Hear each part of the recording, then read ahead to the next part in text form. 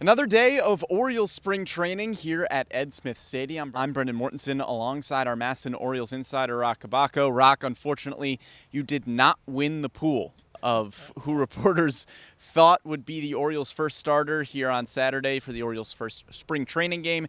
That honor goes to Paul Mancano, who guessed Albert Suárez as the Orioles' first starter. Oh, I thought he got the honor because he's starting. I say he picked the right guy.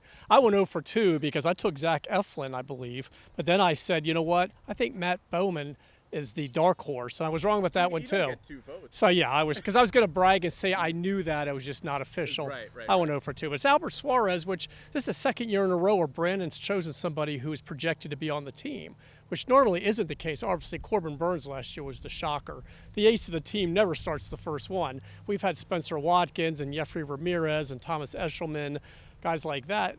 Chandler Shepard in 2020, one of your favorites. Yes, you can look it up.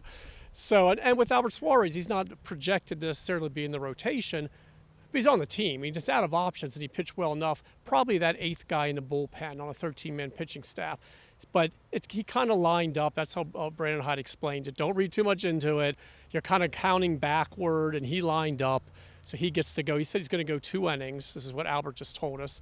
And it is an honor, even though it's, don't read too much into it. Still, you get to start the first spring training game on MASN Saturday, 1 o'clock here against the Pirates. So it's a bigger deal than maybe it appears to be. Yeah, and you mentioned Suárez is still getting stretched out as a starting pitcher, but the plan is more than likely that he is going to be in the bullpen come season time. Right. It's a lot easier to stretch the guy out and then work your way back than use him in little short spurts and suddenly need to stretch him out to start. So, he made, 32 appearances last year, 24 were starts, but 8 times in the pen. And we could see maybe more relief this year. But again, if they need that swing man, that 6th guy, he could be it. So they're going to have him ready where he is stretched out. He can be a long man. You have a lot of kind of one-inning guys in the bullpen. It's good to have the long reliever as well. He's going to be a very handy guy, again, kind of like using that same terminology, the Swiss Army knife, like Buck Britton. I mean, because he can start, he can give you long relief, he can come in and just get an inning for you because he can blow the ball by guys, you get him out of there. So he's a very useful guy to have. Yeah, well, speaking of bullpen arms, the Orioles bullpen looked great today in live batting practice. We saw guys that we could see in the 7th and 8th innings. It was a collection of Yennier Cano, Sir Anthony Dominguez, Cionel Perez.